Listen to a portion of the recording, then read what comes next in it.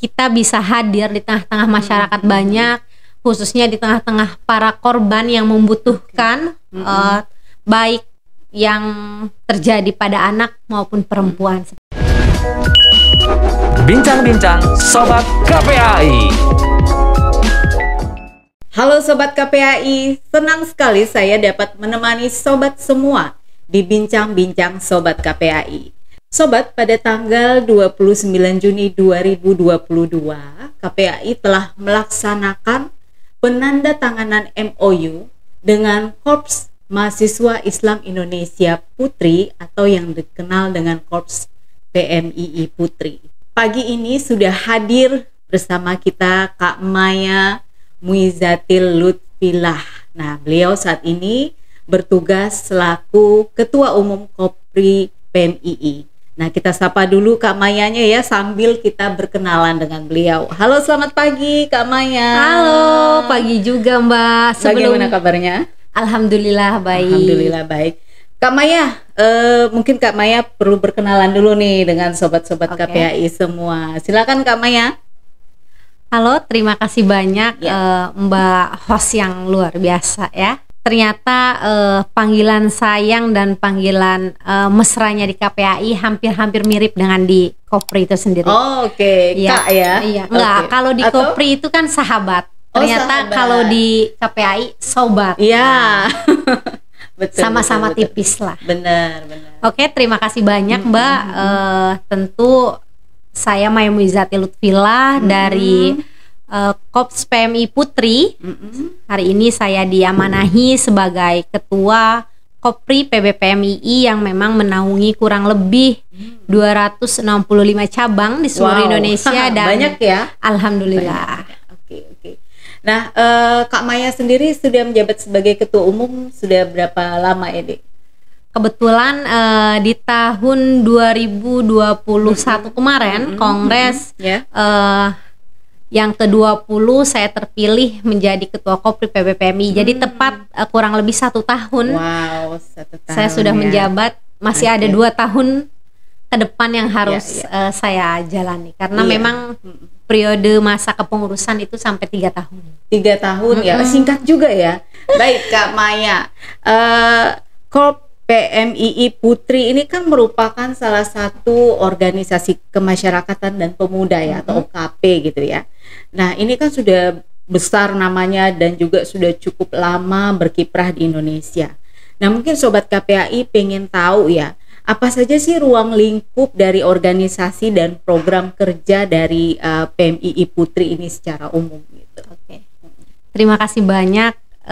Tentu Korps PMII Putri ini sudah, kita akan menginjak tahun ke-55 tahun. Korps PMII Putri ya.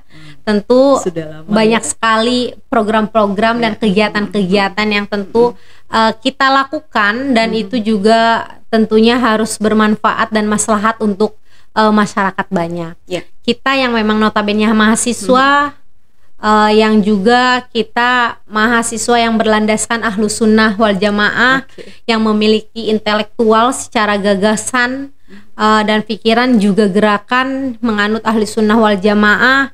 Selain itu juga banyak sekali kegiatan-kegiatan yang memang itu bersifat sosial, termasuk hari ini alhamdulillah bagaimana kita melakukan MOU dengan KPAI. Ini adalah satu langkah kami dari Kopri PBPMI bagaimana kita bisa hadir di tengah-tengah masyarakat banyak, khususnya di tengah-tengah para korban yang membutuhkan, baik yang terjadi pada anak maupun perempuan, seperti itu. Contohnya nih, mungkin Kak Maya bisa informasikan ke Sobat KPAI apa saja nih yang bisa didampingi oleh Korps PMII Putri ini. Apakah korban kekerasan seksual atau korban kekerasan atau ada hal lainnya? Oke, terima kasih banyak. Tentunya sejauh ini sih banyak sekali memang pengaduan-pengaduan yang datang kepada kami karena mereka melihat Kopri ini organisasi besar yang memang notabene para mahasiswa terus perempuan yang memiliki intelektual, banyak sekali mereka mengadukan beberapa memang kasus seperti kekerasan seksual, bullying terhadap anak, bahkan yang dekat-dekat ini kita juga beberapa mendampingi kasus terkait pelecehan seksual itu sendiri. Nah, ini fokus programnya itu di seluruh Indonesia dilaksanakan. Oke. Kalau boleh tahu posko pengaduannya itu di mana? Terus kemudian bisa menghubungi kemana ini sobat-sobat KPAI?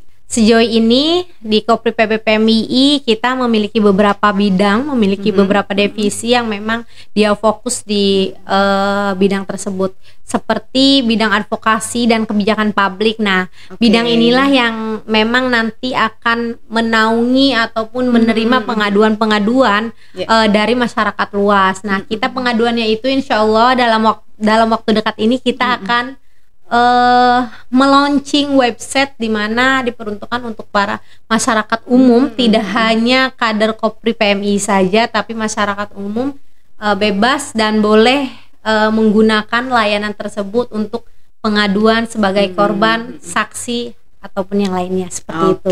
Mungkin bisa dipromosikan juga nih Kak Maya, program aplikasi apa ini yang akan di launching ini?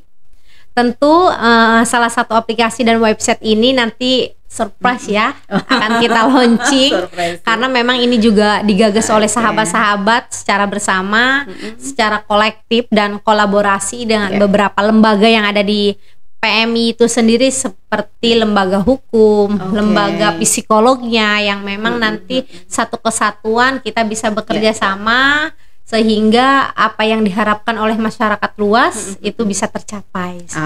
Luar biasa ya. Semoga nanti bisa terwujud perlindungan anak yang lebih efektif dan efisien di Indonesia. Nah, baru saja nih Kopri PMII Putri ini kan menaikkan MOU dengan KPAI tentang sinergitas perlindungan anak.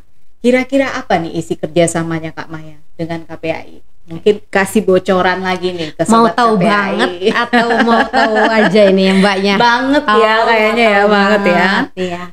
Oke, alhamdulillah lagi-lagi saya sangat senang dan sangat bersyukur diberi sambutan yang cukup hangat, yang cukup humble oleh para pegawai, para komisioner, para pimpinan, para pejabat yang ada di KPAI, sehingga Kopri PBPMII bisa bersinergi, berkolaborasi dengan baik bersama KPAI. Tentu beberapa poin yang tadi kita sepakati terkait MOU itu, bagaimana kita bisa menjadi tempat, selain tempat pengaduan juga kita harus bisa menjadi pemantau bagi masyarakat luas. Karena sekecil apapun, apalagi terjadi terhadap anak-anak yang notabene kadang mereka merasa takut, merasa tidak mampu, nggak paham, nggak ngerti. Nah, disitulah tugas kita Kopri PBPMII, tidak hanya Kopri PBPMII, mohon maaf, akan tetapi kader-kader di seluruh Indonesia harus bisa menjadi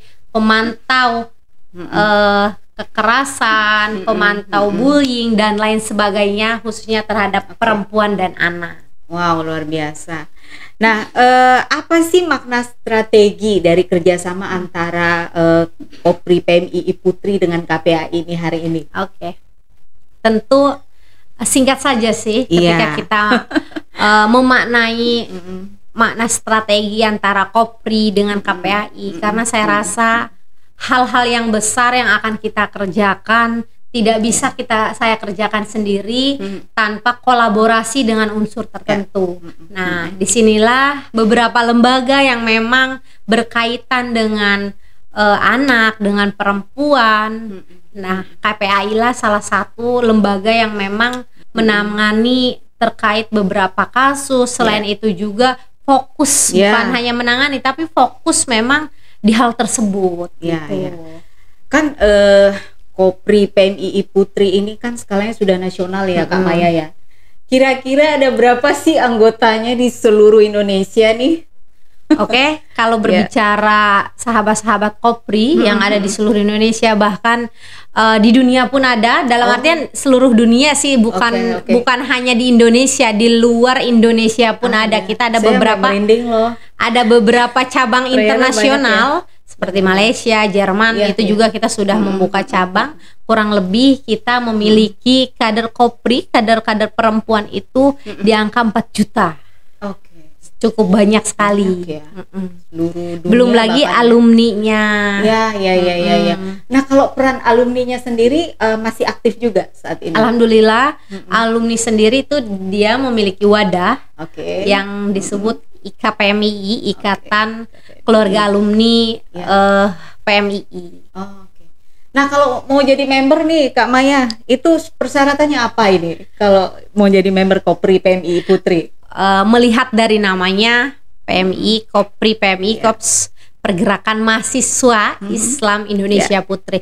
Tentu kita harus menjadi mahasiswa. Betul. Selain harus menjadi mahasiswa, juga ada beberapa jenjangan yang harus diikuti oleh sahabat-sahabat. Tentunya yang pertama kita harus mengikuti pelatihan yang dinamakan MAPABA. MAPABA ya. Masa penerimaan anggota baru. Nah, itu MAPABA. Setelah itu ada PKD. Ada PKD. Pelatihan kader dasar. Nah, yang ketiga ada lagi PKL, pelatihan kader lanjutan. Belum selesai di situ. Masih ada lagi tahapannya ya. Kalau ingin menjadi kader Kopri ya berarti setelah MAPABA dia harus mengikuti Sekolah Islam dan Gender. Setelah Sekolah Islam dan Gender, beliau juga harus mengikuti tadi PKD, dan setelah PKD itu harus mengikuti SKK, Sekolah Kader Kopri. Nah, baru dia dikatakan kader Kopri. Berarti selama dia statusnya masih mahasiswi, masih bisa ikut ya dalam masih bisa. Ini ya, Kopri PMI Putri ya. Menarik sekali nih. Nah, Kak Maya, kira-kira kegiatan-kegiatan dari Kopri PMII Putri ini yang langsung menyentuh ke perlindungan anak apa saja nih selama beberapa periode ini? Baik, tentu mungkin beberapa periode ke belakang juga pendahulu saya juga sama, mereka dari tahun 2016 bahkan kita bareng-bareng menyuarakan terkait bagaimana RUU TPKS waktu itu. Sudah disahkan waktu itu kan masih TPKS kan, bagaimana bisa menjadi prioritas prolegnas saat itu. Nah, alhamdulillah dari tahun 2016 semasa saya menjadi anggota biasa juga saya sempat ikut serta, dan hari ini saya bukan diamanahi sebagai ketua. Alhamdulillah perjuangan dari terdahulu bisa kita lanjutkan sampai hari ini, dan alhamdulillah itu sudah disahkan. Alhamdulillah ya. Dan itu salah satu konkret nyata yang selain kita juga turun ke jalan, kita juga melakukan beberapa silaturahim ataupun audiensi dengan fraksi yang ada di DPR RI, dengan Baleg dan Panja RUU TPKS itu sendiri, untuk bagaimana bahwasannya kita Kopri PPPMII ada di garda terdepan untuk mengawal terkait RUU TPKS waktu itu. Kan ada beberapa case juga yang dialami mahasiswi-mahasiswi ya. Banyak sekali. Memang itu perlu perhatian juga sih. Kak Maya, apa nih pesan-pesan Kak Maya terhadap masyarakat di Indonesia secara umum, dan juga kepada para aktivis-aktivis pemudi secara khususnya nih, agar dapat berkontribusi untuk upaya perlindungan anak di Indonesia? Sobat KPAI dan sahabat-sahabat Kopri di seluruh Indonesia bahkan dunia, tentu satu pesan untuk masyarakat umum dan khususnya untuk sahabat-sahabat dan kader-kader Kopri. Soal kemanusiaan, tentunya berbicara perempuan, berbicara anak, berbicara kekerasan, tidak hanya kekerasan seksual, akan tetapi secara mental, secara psikis, itu adalah salah satu yang memang sifat yang harus kita sama-sama bangun, yang harus kita sama-sama jaga, karena kita tidak pernah tahu sejauh mana orang tersebut, khususnya anak ataupun perempuan yang memang kita anggap korban. Jadi sebisa mungkin bagaimana kita harus meminimalisir itu. Karena berbicara kekerasan, berbicara perlindungan ini adalah berbicara kemanusiaan. Ya, betul. Seperti itu. Oke, Kak Maya, terima kasih nih bincang-bincang singkat kita dengan Sobat KPAI. Semoga obrolan kita yang singkat, padat ini bermakna gitu ya. Amin, untuk Sobat KPAI semua. Terima kasih banyak atas waktunya, walaupun tadi sempat bolak-balik ya ke KPAI ya. Oke. Nanti kita di terakhir ada salam untuk anak Indonesia. Siap. Tapi kita ini dulu ke Sobat KPAI, closing dulu. Sobat KPAI, jangan lupa like, comment, share, dan subscribe channel YouTube Komisi Perlindungan Anak Indonesia, serta jangan lupa nyalakan notifikasinya karena akan ada narasumber-narasumber yang berkompeten setiap minggunya. Terima kasih, dan kita berikan salam ya Kak Maya untuk anak-anak Indonesia. Salam sehat untuk anak Indonesia. Bincang-bincang Sobat KPAI.